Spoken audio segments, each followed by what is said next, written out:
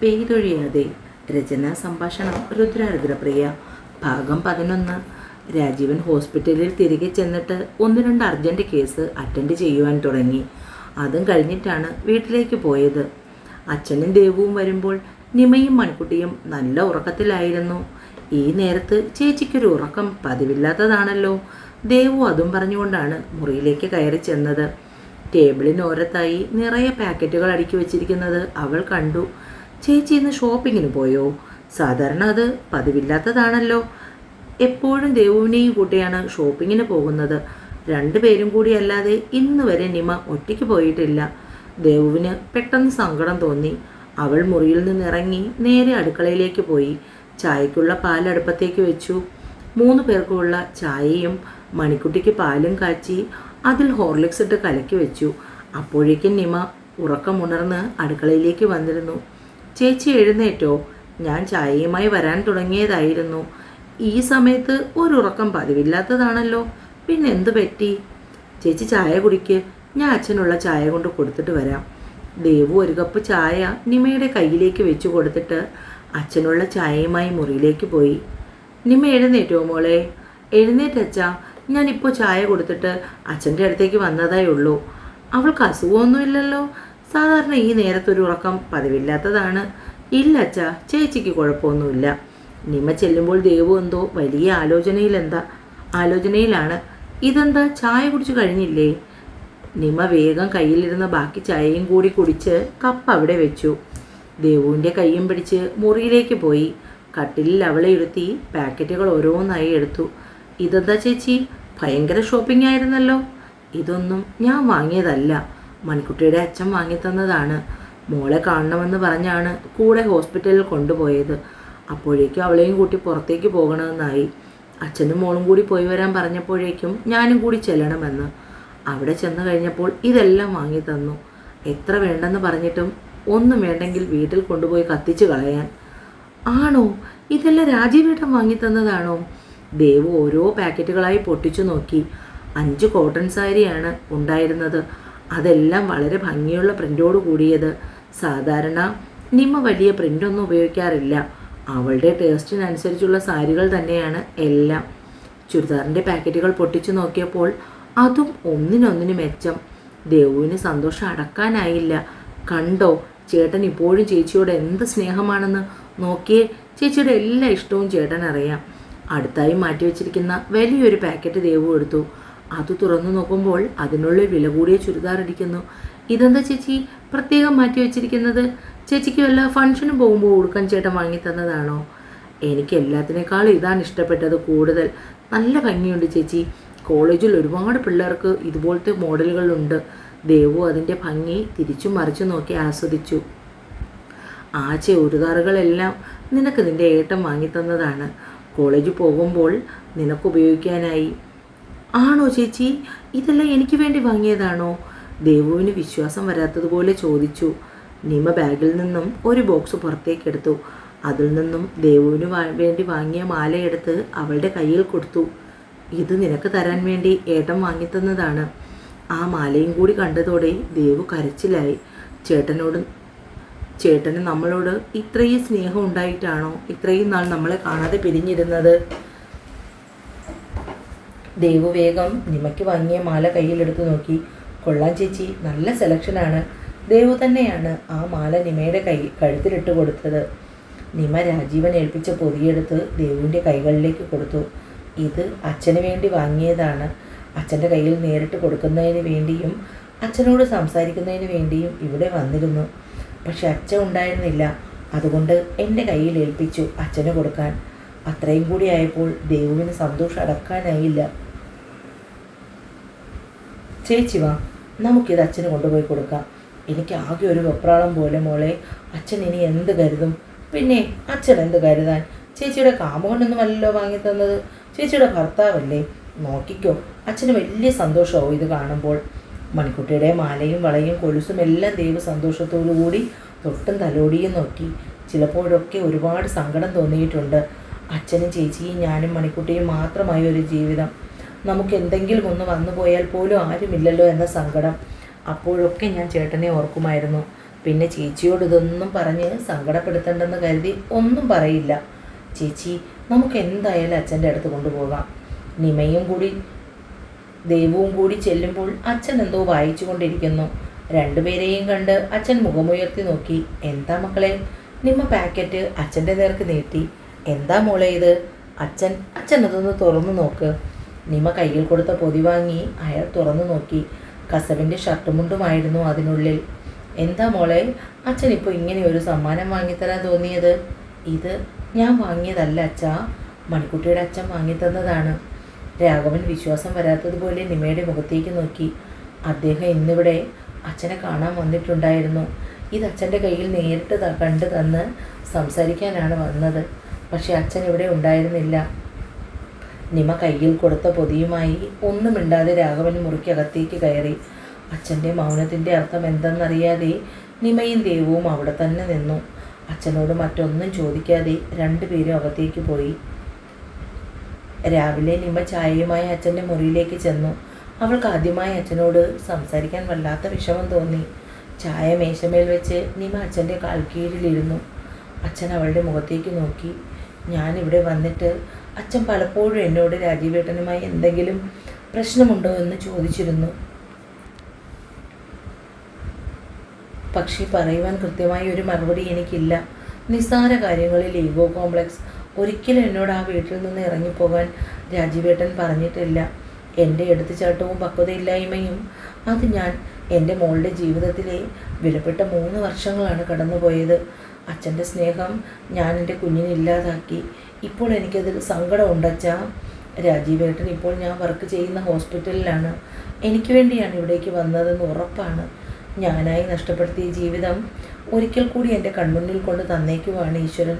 ഇനി ഞാനത് തട്ടിക്കളയില്ല. മക്കൾ ഒരു പ്രായം കഴിയുമ്പോൾ അച്ഛനമ്മമാർ അവർ പറയുന്നത് കേൾക്കേണ്ട അവസ്ഥ വരും. അവരുടെ ജീവിതത്തിലെ പല തെറ്റായ തീരുമാനങ്ങളും അറിഞ്ഞുകൊണ്ട് കൂട്ടി നിൽക്കേണ്ടി വരും. ഞാനും അങ്ങനെ ഒരു അവസ്ഥയിൽ മനഃപൂർവ്വം അല്ലെങ്കിൽ പോലും നിന്നിട്ടുണ്ട്. അത് തെറ്റായിപ്പോയി എന്ന് എനിക്ക് പിന്നെ പലപ്പോഴും തോന്നിയിട്ടുണ്ട് മോളെ. പക്ഷേ അപ്പോഴേക്കും സമയം ഒരുപാട് വൈകിയിരുന്നു. തെറ്റ് തിരുത്താൻ കിട്ടുന്ന അവസരം മോള് മനസ്സിലാക്കിയല്ലോ, അതുതന്നെ ഭാഗ്യം. പിന്നെ അച്ഛന് പിണക്കമൊന്നുമില്ല, സന്തോഷം മാത്രമേ ഉള്ളൂ. നിങ്ങളുടെ സന്തോഷം നിറഞ്ഞ ജീവിതം കണ്ടിട്ട് കണ്ണടയ്ക്കണം. നിമയുടെ കണ്ണും മനസ്സും നിറഞ്ഞു. അവൾ മുറിയിൽ നിന്നിറങ്ങി. അപ്പോഴേക്കും ദേവു അടുക്കളയിൽ തിരക്ക് പിടിച്ച ജോലിയാണ്. നിമ കൂടി ചെന്ന് ജോലികൾ എളുപ്പത്തിലാക്കി. മണിക്കുട്ടിയെ ഉണർത്തി പാല് കുളിപ്പിച്ചൊരുക്കി പുതിയ ഫ്രോക്ക് ഇട്ടു. ഫ്രോക്കിൻ്റെ അതേ കളർ ചെരുപ്പും ഇട്ട് കൊടുത്തു. നിമ രാജീവൻ വാങ്ങിക്കൊടുത്ത സാരിയിൽ നിന്നും ഒന്നെടുത്ത് ഉടുത്തു. നിമ സാരി ഉടുക്കുന്നതാണ് രാജീവിന് ഇഷ്ടം. അന്ന് കുറച്ചധികം നേരം കണ്ണാടിയുടെ മുന്നിൽ ചെലവഴിച്ചു. പുതിയ ചെയിൻ എടുത്ത് സാരിയുടെ മേലിലേക്ക് ഇട്ടു. ഒരുങ്ങി ഇറങ്ങി വരുന്ന നിമയെ ദേവ് കണ്ണെടുക്കാതെ നോക്കി. എന്താ പെണ്ണെ ഇങ്ങനെ നോക്കുന്നേ? ഈ സൗന്ദര്യമൊക്കെ എവിടെ ഒളിപ്പിച്ചു വെച്ചേക്കുമായിരുന്നു എൻ്റെ ചേച്ചി? ഇതിപ്പോൾ ആരും ഒന്ന് നോക്കി നിന്നു പോകും. അത്രയും ചേലാണ് എൻ്റെ ചേച്ചിയെ കാണാൻ. പോടി, മതി കളിയാക്കിയത്. കളിയാക്കിയതല്ലെന്നേ, ശരിക്കും സുന്ദരിയാണ് ചേച്ചി. മോളെയും കൊണ്ട് നേരെ ഹോസ്പിറ്റലിലേക്കാണ് നിമ പോയത്. പാർക്കിങ്ങിൽ വണ്ടി നിർത്തുമ്പോൾ മണിക്കുട്ടി നിമയെ നോക്കി ചിരിച്ചു. നിമ അവളെ കണ്ണു ചിമ്മി കാണിച്ചു. രണ്ടുപേര് ലിഫ്റ്റിൽ കയറി നേരെ ഡ്യൂട്ടി റൂമിൽ പോയി ബാഗും വെച്ച് കാർഡിയോളജി ഒപിയിലേക്ക് പോയി. രാജീവൻ്റെ ക്യാബിനിൽ കയറി എല്ലാം റെഡിയാക്കുമ്പോഴാണ് കൃഷ്ണജ ഡോക്ടർ അവിടേക്ക് വന്നത്. ഡോക്ടർ വന്നതും നിമയെ കണ്ട് കണ്ണെടുക്കാതെ നോക്കി നിന്നു. നിമ എന്തോ ജോലിയിലായിരുന്നു. പെട്ടെന്ന് തിരിഞ്ഞു നോക്കുമ്പോൾ കൃഷ്ണജ ഡോക്ടർ അവളെ തന്നെ നോക്കി നിൽക്കുന്നു. എന്താ ഡോക്ടർ, എന്താ? ഒന്നുമില്ലടോ, ഞാൻ രാജീവിനെ ഒന്ന് കാണാൻ വന്നതാ. അല്ല, താനെന്താ ഇന്ന് സാരിയിലൊക്കെ? ഇതിനു മുമ്പ് തന്നെ ഇങ്ങനെ കണ്ടിട്ടേ ഇല്ലല്ലോ. അങ്ങനെ പ്രത്യേകിച്ച് വിശേഷമൊന്നുമില്ല ഡോക്ടർ, വെറുതെ ഒന്ന് തോന്നി കൊടുത്തു, അത്രയേ ഉള്ളൂ. തനിക്ക് നന്നായി ചേരുന്നുണ്ട് സാരി. Thanks doctor. അല്ല, ഇതാരോ ഫ്രോക്കൊക്കെ ഇട്ട് സുന്ദരിയായിരിക്കുന്നത്? മണിക്കുട്ടിയുടെ അടുത്തേക്ക് ചെന്ന് കൃഷ്ണജ അവളുടെ നെറുകിൽ പതിയെ തലോടി. മണിക്കുട്ടി കൊച്ചരി പല്ലുകാട്ടി ചിരിച്ചു. ആരാ ഈ ഫ്രോക്ക് മേടിച്ചു തന്നത്? മണിക്കുട്ടിയുടെ മറുപടിക്കായി കാതോർത്ത് കൃഷ്ണജ നിന്നു. അതേ, മണിക്കുട്ടിയുടെ അച്ഛയെ വാങ്ങിത്തന്നതാ. ഇനിയുമുണ്ടല്ലോ ഒരുപാട് ഉടുപ്പും ചെരുപ്പും. മോക്ക് തലയിൽ വയ്ക്കാൻ ബട്ടർഫ്ലൈ വാങ്ങിത്തന്നു. മോൾ അച്ഛയുടെ പൊന്നു മോളാണോ? മണിക്കുട്ടി അച്ഛയുടെ അമ്മയുടെയും പൊന്നു മോളാണല്ലോ.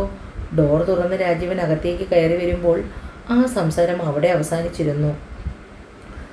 അകത്തേക്ക് കയറി വന്ന രാജീവൻ കൃഷ്ണയെയും മണിക്കുട്ടിയെയും നിമയെയും മാറി മാറി നോക്കി. എന്താടോ, എന്താ പ്രത്യേകിച്ച് എല്ലാവരും കൂടി? ഒന്നുമില്ല ഡോക്ടർ, ഞാൻ ഡോക്ടറെ ഒന്ന് കാണുന്നതിന് വേണ്ടി വന്നതാ. അപ്പോഴാണ് മണിക്കുട്ടിയെയും നിമയെയും കണ്ടത്. പിന്നെ വിശേഷങ്ങളൊക്കെ ചോദിച്ചു, അത്രയുള്ളോ? രാജീവൻ ചെയറിലേക്ക് ഇരുന്ന ഉടനെ തന്നെ മണിക്കുട്ടി ഓടി അവൻ്റെ അടുത്തേക്ക് ചെന്നു അവൻ്റെ മടിയിലേക്ക് വലിഞ്ഞു കയറി. ആഹാ, നിങ്ങൾ തമ്മിൽ ഇത്രയൊക്കെ കൂട്ടായോ? കൃഷ്ണരാജ രാജീവിനെയും മണിക്കുട്ടിയെയും മാറി മാറി നോക്കി. മണിക്കുട്ടി രാജീവിൻ്റെ മൊബൈൽ വലിച്ചെടുത്ത് രണ്ടുപേരും ചേർന്നുള്ള കുറേ സെൽഫി എടുത്തു. അവിടെ മറ്റാരും തന്നെ ഉള്ളതായി പോലും അവർ ശ്രദ്ധിച്ചില്ല. അതവരുടെ രണ്ടുപേരുടെയും മാത്രമായ ലോകമായിരുന്നു. കൃഷ്ണജി നോക്കുകയായിരുന്നു ഡോക്ടർക്ക് മണിക്കുട്ടിയോടുള്ള അറ്റാച്ച്മെൻറ്റ്. നിമ ഇതൊക്കെ കണ്ട് അകന്നു മാറി നിൽക്കുന്നു. എന്താണ് ഇനി സംഭവിക്കാൻ പോകുന്നത് എന്നോർത്തുകൊണ്ട്. ഡോക്ടർ, അന്ന് എൻ്റെ ഒപ്പം ഹോസ്പിറ്റലിലേക്ക് വരുമ്പോഴല്ലേ മണിക്കുട്ടി ആദ്യമായി കാണുന്നത്? അല്ലാതെ നിങ്ങൾ തമ്മിൽ വല്ല പരിചയമുണ്ടോ? കൃഷ്ണയുടെ ആ ചോദ്യം കേട്ടാണ് രാജീവൻ മുഖമുയർത്തി നോക്കിയത്. എന്താ ഡോക്ടർ, എന്താ ചോദിച്ചത്? ഞാൻ കേട്ടില്ല. അല്ല ഡോക്ടർ, മണിക്കുട്ടിയെ ഇതിനു മുമ്പ് പരിചയമുണ്ടോ എന്നാണ് ചോദിച്ചത്. കാരണം നിങ്ങൾ തമ്മിൽ അറ്റാച്ച്മെൻറ്റ് അത്രത്തോളം ഉണ്ട്. ആദ്യമായി കാണുന്ന രണ്ടുപേരെ പോലെ അല്ല നിങ്ങൾ തമ്മിൽ പെരുമാറുന്നത്. ഇവിടെ മറ്റാരുമായും മണിക്കുട്ടി ഇങ്ങനെ ഇടപെടുന്നത് കണ്ടിട്ടില്ല. അതാണോ കാര്യം? അപ്പോഴേക്ക് അറ്റൻഡർ വന്നിരുന്നു. കൃഷ്ണജ ഡോക്ടറെ കാണാൻ ആരോ വന്നിരിക്കുന്നു എന്ന് പറഞ്ഞു. ഓക്കെ ഡോക്ടർ, ബൈ, പിന്നെ കാണാം. അത് പറഞ്ഞുകൊണ്ട് കൃഷ്ണജ പുറത്തേക്ക് ഇറങ്ങി. OP തുടങ്ങാനുള്ള സമയമായത് കാരണം മണിക്കുട്ടിയെ അടുത്ത ബെഡിലേക്ക് മാറ്റിയിരുത്തിയിട്ട് നിമ അങ്ങോട്ടേക്ക് പോകാൻ തുടങ്ങിയതും രാജീവൻ അവളുടെ കയ്യിൽ പിടിച്ചു. പെട്ടെന്ന് തിരിഞ്ഞു നോക്കുമ്പോഴേക്കും അവളുടെ കൈകൾ വിട്ട് അവൻ അവളെ തന്നെ നോക്കിയിരുന്നു. സാരി നന്നായിട്ടുണ്ട്. നിമ ഒരു ദിവസം ഒന്നും മിണ്ടിയില്ല. പിന്നെ നേരെ ഡോർ തുറന്ന് പുറത്തേക്ക് ഇറങ്ങി. കോളേജിലെ ക്ലാസ്സുകളൊക്കെ അവസാനിച്ചു. ഇനി അടുത്തതായി എക്സാമാണ്. അതിൻ്റെ പ്രിപ്പറേഷനും അവധിയുമൊക്കെ. അല്ലെങ്കിൽ തന്നെ കോളേജിൽ വരുമ്പോഴാണ് ആദ്യേട്ടനെ എങ്ങനെയെങ്കിലും ഒന്ന് കാണാൻ പറ്റുന്നത്. ഇനിയിപ്പോൾ അതിനും കഴിയില്ലല്ലോ എന്നോർത്തപ്പോൾ ദേവുവിന് വല്ലാത്ത വേദന തോന്നി. പതിവ് പോലെ ക്ലാസ് കഴിഞ്ഞ് ബസ് സ്റ്റോപ്പിൽ നിൽക്കുമ്പോഴാണ് ആദിയെ കാണുന്നത്. ദൂരത്തു നിന്ന് അവൻ്റെ ഓട്ടോ വരുന്നത് കണ്ടപ്പോഴേ ദേവുവിൻ്റെ കണ്ണുകൾ വിടർന്നു. സന്തോഷം കൊണ്ട് പെണ്ണിൻ്റെ ഹൃദയം പെരുമ്പറ മുടക്കാൻ തുടങ്ങി. അന്ന് അമ്പലത്തിൽ വെച്ച് കണ്ടതിന് ശേഷം പിന്നെ ഇന്നാണ് കാണുന്നത്. ഇടയ്ക്ക് വെച്ച് വിളിച്ചപ്പോൾ ഒന്നും തന്നെ കിട്ടിയില്ല. എവിടെയോ ലോങ് ഓട്ടം പോയിരിക്കുകയാണെന്ന് മാത്രം പറഞ്ഞു. സാധാരണ അത്രയും വലിയ ലോങ് ഓട്ടത്തിനൊന്നും പോകാറില്ല. വീട്ടിൽ ചേച്ചിയും കുഞ്ഞുമൊക്കെ തനിച്ചാവുമെന്ന് പറയും. ഇതിപ്പോൾ എന്തോ അത്യാവശ്യ കാര്യമായതുകൊണ്ട് മാത്രമാണ് പോയത്. ഏകദേശം 10-15 ദിവസത്തിന് ശേഷമാണ് രണ്ടുപേരും തമ്മിൽ കാണുന്നത്. അതിൻ്റെ വിഷമം മുഴുവനും രണ്ടുപേർക്കും ഉണ്ടായിരുന്നു. ആദ്യം അവളുടെ അടുത്തായി ഓട്ടോ കൊണ്ട് നിർത്തി ദേവു ഓട്ടോയിൽ കയറി. ഓട്ടോ നഗരത്തിൽ നിന്ന് അല്പം മാറി തിരക്ക് കുറഞ്ഞ ഒരു വഴിയിലേക്ക് ചേർത്ത് നിർത്തി. എത്ര ദിവസമായി ആദ്യമായിട്ടാ പോയിട്ട്? ഒന്ന് വിളിക്കുകയെങ്കിലും ചെയ്യാൻ പാടില്ലായിരുന്നോ? ഇവിടെ ബാക്കിയുള്ളവർ വിഷമിക്കുന്നതിനൊന്നും ഒരു പ്രയോജനവുമില്ല. ദേവു പരിഭവത്തിൽ മുഖം കൂർപ്പിച്ചു. എടി, അത്യാവശ്യ കാര്യത്തിന് വേണ്ടി പോയതായിരുന്നു. വിചാരിച്ച സമയത്ത് കാര്യങ്ങൾ നടന്നില്ല. അതുകൊണ്ടാണ് കുറച്ച് ദിവസം കൂടി നീണ്ടുപോയത്. എൻ്റെ ദേവൂട്ടി, നീ ഇങ്ങനെ ഭയങ്കര കഥകളിലെ നായികമാരെ പോലെ ആവരുത്. സദാ കണ്ണീരും. അല്ലെങ്കിലോ ആദ്യേട്ടൻ ഇപ്പോൾ എന്നോട് പഴയ പോലെയുള്ള സ്നേഹമൊന്നുമില്ല. എടി, നീ അങ്ങനെയൊന്നും പറയല്ലേ പെണ്ണെ, എൻ്റെ ചങ്ക് തകർന്നു പോകും. ഓ പിന്നെ എത്ര നാളെൻ്റെ പുറകെ നടന്നിട്ടാണെന്നറിയാമോ ഞാനൊരു എസ് പറഞ്ഞത്? അത് പറയുന്നത് വരെ കൃത്യമായി എൻ്റെ പിന്നാലെ തന്നെ ഉണ്ടായിരുന്നു. പറഞ്ഞു കഴിഞ്ഞതിന് ശേഷമാണ് ഒന്ന് കാണാൻ പോലും കിട്ടില്ല എന്ന അവസ്ഥ. നിങ്ങൾക്കൊക്കെ എങ്ങനെയാ ഇങ്ങനെ ഓന്തിനെ പോലെ സ്വഭാവം മാറാൻ കഴിയുന്നത്? എടി ഗുണ്ടുമുളകേ, നീ ഇതാൾ കൊള്ളാമല്ലോ. പറഞ്ഞ് നീ ഇത് എന്തു പറയാന്നായോ പെണ്ണെ? ഞാൻ അങ്ങനെ നിന്നെ മറന്നൊന്നും പോയതല്ല. കുറച്ച് കാശിൻ്റെ ആവശ്യമുണ്ടായിരുന്നു. ഒരു 10-15 ദിവസത്തെ ലോങ് ഓട്ടം കിട്ടിയപ്പോൾ അത് കളയാൻ തോന്നിയില്ല. ഞാൻ നിന്നെ വിളിച്ച് പറഞ്ഞതല്ലേ ദേവു? പിന്നെ എപ്പോഴും വിളിക്കേണ്ടെന്ന് മനഃപൂർവ്വം കരുതിയത് തന്നെയാണ്. ചേച്ചിക്ക് വല്ല സംശയവും തോന്നിയ പിന്നെ ഈ ആകെയുള്ള വിളിയും കാണലും പോലും ഇല്ലാതെയാകും. എന്തിനാ മോളെ നമ്മൾ വെറുതെ റിസ്ക് എടുക്കുന്നത്? ഇതിപ്പോൾ എങ്ങനെ കാണാതെ? പിന്നെ അത്യാവശ്യം എന്തെങ്കിലും ഉണ്ടെങ്കിൽ അമ്പലത്തിൽ വെച്ച് കാണാം.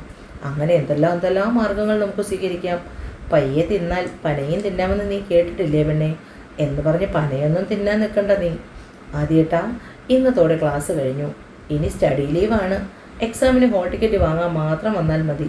അതിനെന്താ പെണ്ണെ, കോളേജിൽ വന്നില്ലെങ്കിലും നമുക്ക് അമ്പലത്തിൽ വെച്ച് കാണാമല്ലോ. അതൊക്കെ ശരി തന്നെ, എന്നാലും എനിക്ക് എന്തോ ഒരു വിഷമം പോലെ. വിഷമിക്കേണ്ട നീ.